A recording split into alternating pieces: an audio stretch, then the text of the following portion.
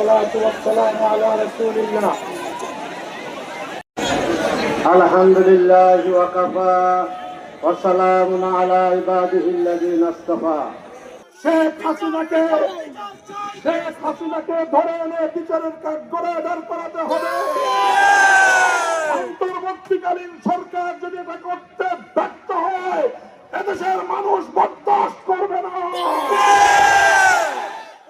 শেখ হাসিনা তার খুনি মন্ত্রিসভার সদস্যবর্গ এবং প্রশাসনকে আওয়ামীকরণকারী সকল দুর্নীতিবাজ খুনি প্রশাসনিক কর্মকর্তাদেরকে বিচারের মুখোমুখি করতে হবে।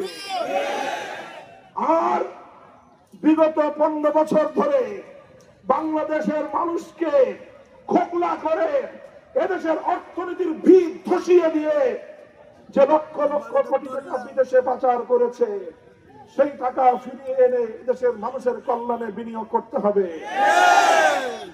এই দুটো হলো অন্তর্বর্তীকালীন সরকারের গুরুত্বপূর্ণ চ্যালেঞ্জ।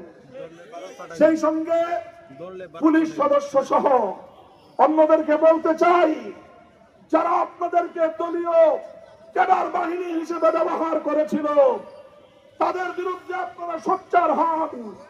আগামী দিনে বাংলাদেশে কেউ যেন প্রজাতন্ত্রের কর্মচারীদেরকে দলীয় লাঠিয়াল হিসেবে ব্যবহার করতে না পারে। আওয়ামী লীগ সরকার হেফাজতের আন্দোলনে উলামায়ে কেরামকে, এই দেশের জনগণকে স্কুল কলেজ মাদ্রাসা হবে, তাদের কাউকে আর খেলার মাঠে পাওয়া যায় না।